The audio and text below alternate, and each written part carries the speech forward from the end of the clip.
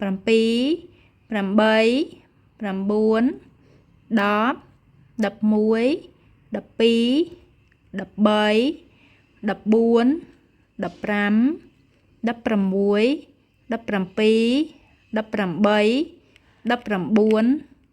20 21 22 23 24 25 26 27 28 29 30ចាឥឡូវយើងចប់ហើយកូនក្មេងកូនមើលសារឡើងទៅមកបានច្រើនដងទៅដើម្បីឆាប់ចាំចាអញ្ចឹងវីដេអូនេះគឺមានតែប៉ុណ្្នឹងទេជួបមួយអ្នកគ្រូវីដេអូក្រោយទៀតបាយបាយ